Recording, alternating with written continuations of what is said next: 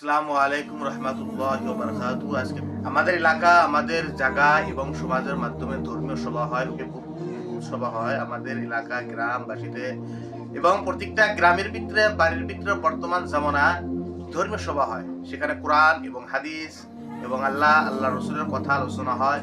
সেখানে জান্নাত জাহান্নামের কথা আলোচনা হয়। সবার উদ্দেশ্য একটাই হয়েছে যে মানুষকে দিনের রাস্তায় কিভাবে নিয়ে আসে এবং দিনের রাস্তায় কিভাবে আনবে, দিন বুঝাবে এবং কোরআন ও হাদিস বুঝাবে।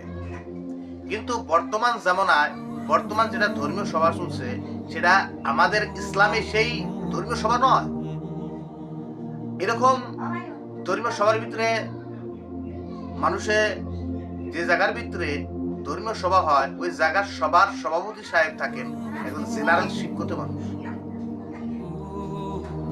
খুব আফসোসের বিষয় লাগে। আমার কথাগুলো আপনারা খারাপ পাবেন না এবং বাজে কমেন্ট করবেন না, বাজে মন্তব্য করবেন না।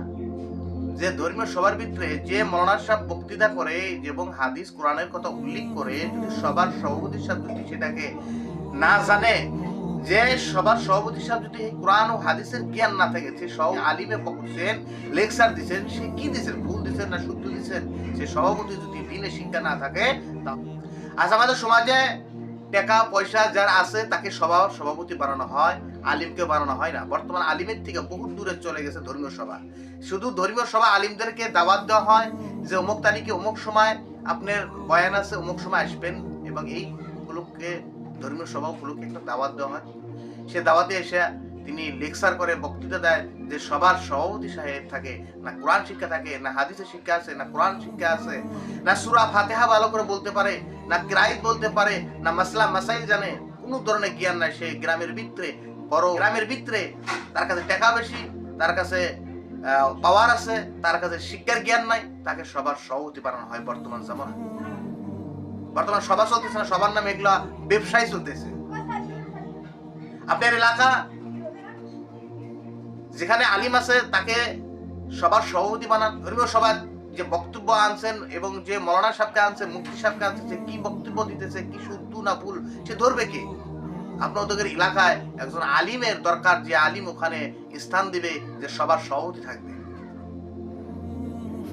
আজ জামানা বদলে গেছে, সমাজ পরিবর্তন হয়ে গেছে, মানুষের শিক্ষা বিধান নিয়ে আছে, কিন্তু ধর্মর নামে এই ধরনের সবার সভাপতি যদি বানানো রাখা হয় তাহলে ওখানে কোনোদিন সবার সাকসেসফুল হতে পারে না।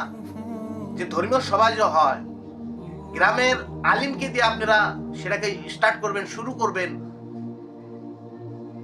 আপনি বাংলাদেশ থেকে আলিম নিয়ে আসলেন, আপনি কলকাতা থেকে আলিম নিয়ে আসলেন, আপনি বিহার থেকে আলিম নিয়ে আসলেন, হাফিজ মাওলানা নিয়ে আসলেন, সে সভা করে চলে গেল 50, 60, 70 হাজার বা 10,000, 20,000 যেটা আপনারা এবং হাদিয়া হিসাবে দেন, সে নিয়ে চলে গেল। কিন্তু যে গ্রামে, যে এলাকা, যে সমাজের ভিতরে যে মাওলানা সাহেব তার পিছনে নামাজ পড়তেছেন, পিছনে নামাজ পড়তেছেন এবং জানাজা তার পিছনে করেছেন, বিয়ে শাদী তাক দিয়ে করাইতেছেন, গ্রামের সমস্যা যেগুলা ইসলামী যে সমস্যা থাকে তাক দিয়ে আপনারা দূর করাইতেছেন, ধর্মীয় সবার জন্য ফাঁকি থেকে আলিম নিয়ে আসেন, আপনাদের শরম করে না?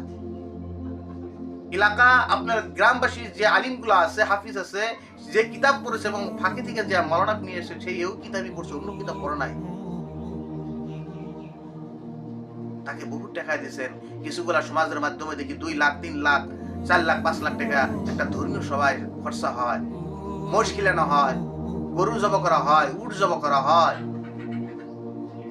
ধর্মীয় সভা এক আলিমের কাছে বসবেন, এক মাওলানার কাছে বসবেন, এক মুফতি সাহেবের কাছে বুঝবেন যে ধর্মীয় সভা অ্যাকচুয়ালি কিভাবে করতে হয়, তার নিয়ম কি, সে নিয়ম পালন করে আপনার ধর্মীয় সভা করবেন, সেখানে আল্লাহ পাক খায়ের বরকত দান করবে।